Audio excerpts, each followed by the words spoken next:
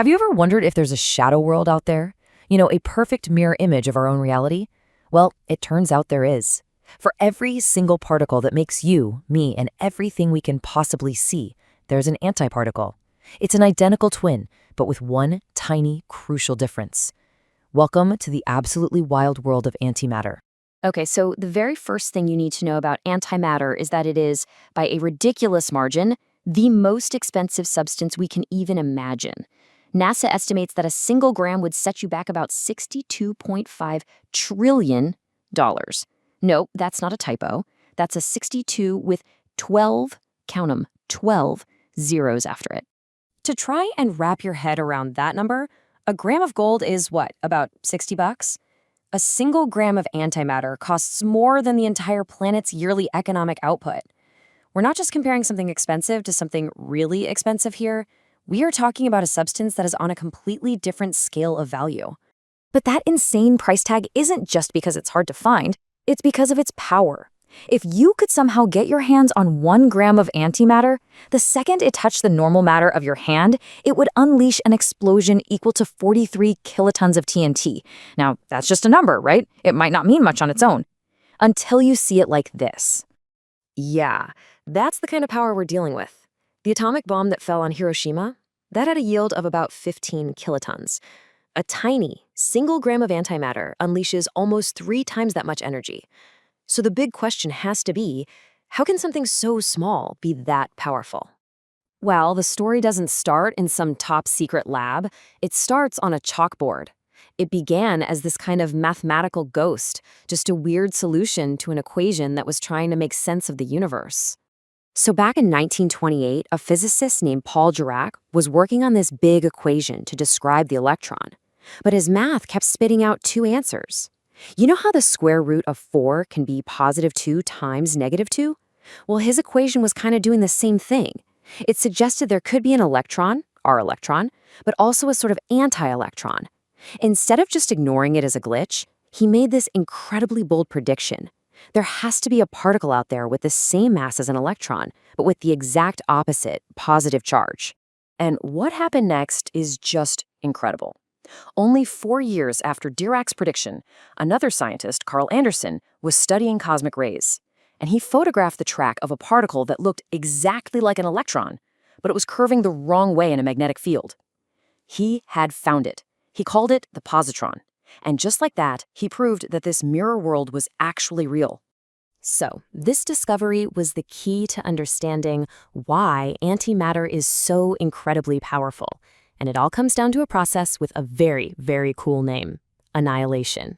The idea here is actually pretty simple. Every fundamental particle we know has an antimatter twin. The electron has the positron, the proton has the antiproton. They have the exact same mass, but their charge is flipped. And when these 2 opposites finally meet, they don't just bounce off each other. They completely, utterly cease to exist. And this is the secret sauce. In a nuclear fission reaction, like what you see in a power plant, only about 0.1% of the mass actually gets converted into energy. In fusion, like what's happening in our sun, it's a little better, maybe 0.7%. But in antimatter annihilation, the conversion is 100% efficient. Every last bit of mass from both particles gets transformed into pure raw energy. What you're looking at is the ultimate, most perfect expression of the world's most famous equation, E equals mc squared. The c in that equation, the speed of light, is a gigantic number, and you're squaring it. So converting even a tiny little bit of mass, the m, results in a staggering amount of energy, the E.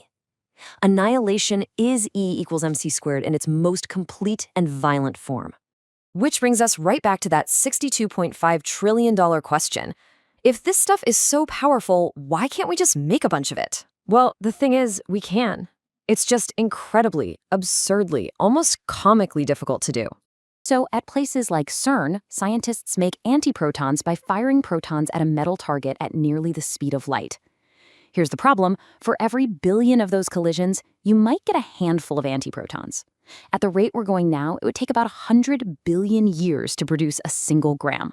That's way, way older than the universe itself. And let's say you actually manage to make some. Where do you put it? You can't just stick it in a bottle, because the instant the antimatter touches the matter of the container, poof, they both annihilate.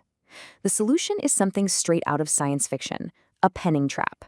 It's basically a high-tech magnetic bottle that uses these super powerful fields to just suspend the antiparticles in a perfect vacuum, literally levitating them so they never ever touch a thing.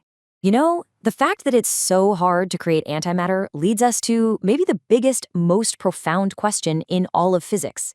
If it's this difficult for us to make, and it annihilates the second it touches normal matter, where did all the antimatter from the Big Bang go? According to all our best theories, the Big Bang should have created matter and antimatter in exactly equal amounts. But if that had happened, they would have instantly found each other and canceled each other out, annihilating into just a sea of pure energy. The universe would be empty. Nothing but light, no galaxies, no stars, and definitely no us. And yet, here we are. So our best guess is that for some reason we still don't understand, there was this tiny, tiny imbalance.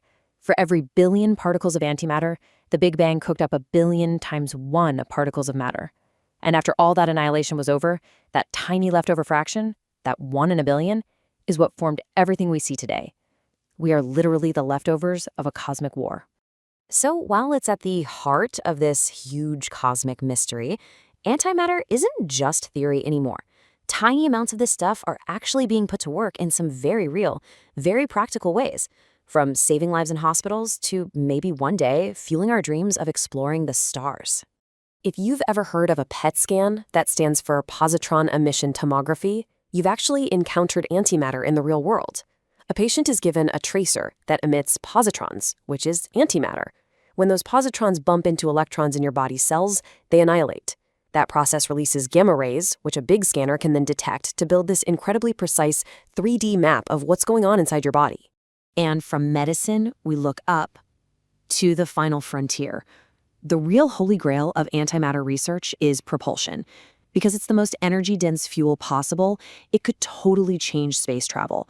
A trip to Mars with our current chemical rockets takes about 6 months and requires tons and tons of fuel. A future antimatter rocket, it could potentially make that trip in just 6 weeks, using only milligrams of fuel. So we're left with this absolutely incredible substance. On one hand, it's this ghost from the birth of the universe, a hint about the fundamental secret that allowed us to exist in the first place. But on the other hand, it's this beacon for the future, promising us power and exploration we can barely even imagine. And that kind of leaves us with one final thought, right? Is antimatter a mirror reflecting what our universe has lost? Or is it a window showing us what humanity could one day become?